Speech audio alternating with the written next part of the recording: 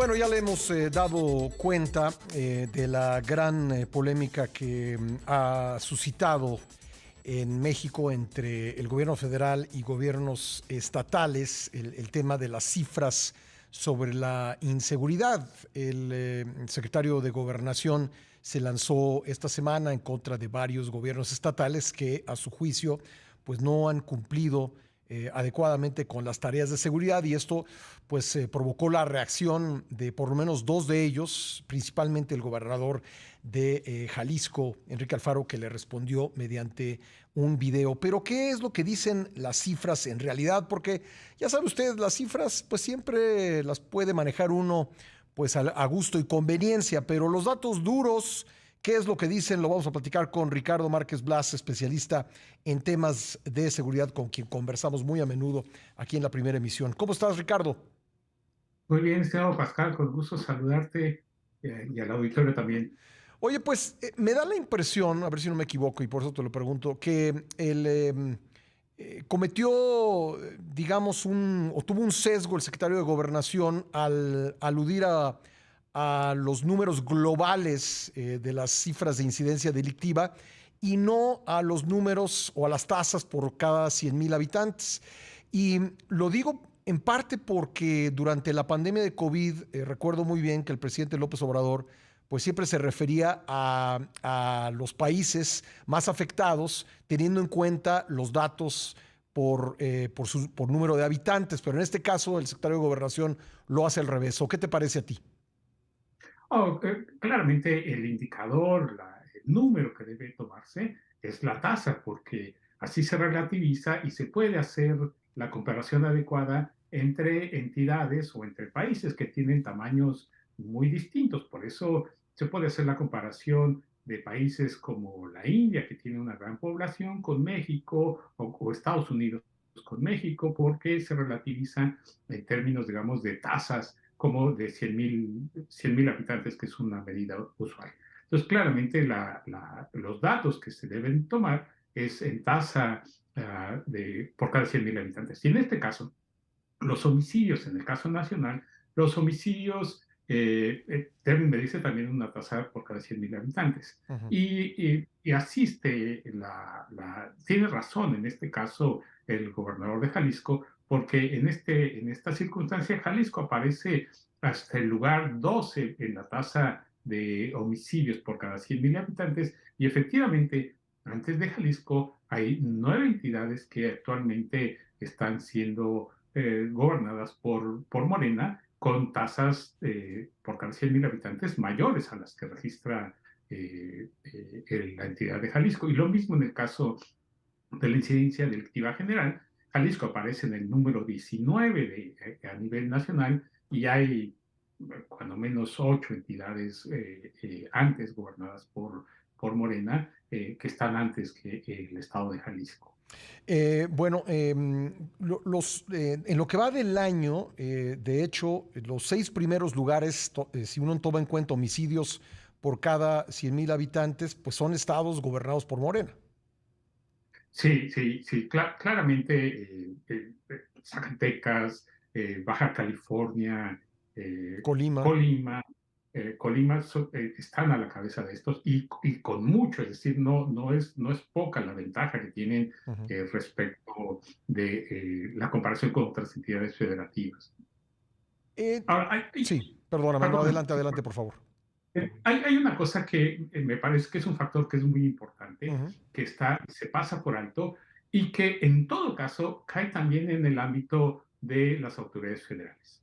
El país cuenta con un sistema nacional de seguridad pública que está prácticamente desarticulado. La labor fundamental de este sistema nacional de seguridad pública, que está a cargo del Secretariado Ejecutivo del Sistema Nacional de Seguridad Pública, es articular las capacidades policiales de todo el país. Y bueno, esto claramente no sucede. Y no sucede por muchas razones. Y una de las principales evidencias de que esto no sucede es que no hay el Programa Nacional de Seguridad Pública, no existe. Y vamos a terminar el sexenio y seguramente no existirá este programa. Será la primera vez desde Cedillo, si mal no recuerdo, Ujú. desde el sexenio Cedillo, en que el país carezca o no tenga este Programa Nacional de Seguridad Pública, que es el encargado de articular las capacidades estatales, las municipales y las federales para atender el problema de la seguridad. Pues sí, es que esto debiera ser un tema de Estado y se está convirtiendo en un tema electoral. Claramente va a ser un tema electoral y el gran problema es que, como hemos visto en los datos recientes son bastante malos. Y si bien hay diferencias entre los estados, hay algunos que están peor que otros, en realidad las policías y la situación de las policías del país es bastante mala, al igual que la situación de la seguridad, y es bastante mala. Entonces, digamos que en términos electorales, cualquier cualquier aspirante, cualquier candidato va a poder va a poder contar, digamos, con elementos para poder cuestionar a Ujú. los contrincantes o a la Y, contraparte. y es estéril para los ciudadanos, ¿no? Si estás de acuerdo, Ricardo, esta pelea de quién tiene la culpa, si los estados o la federación, porque finalmente el que paga el precio, pues no son los funcionarios que pues tienen la vigilancia asegurada, tienen vehículos blindados, no son ellos, son los ciudadanos y realmente yo creo que al ciudadano no le importa si la culpa es de la federación o es de los estados, lo que quiere es que le resuelvan el problema, no sé si estás de acuerdo.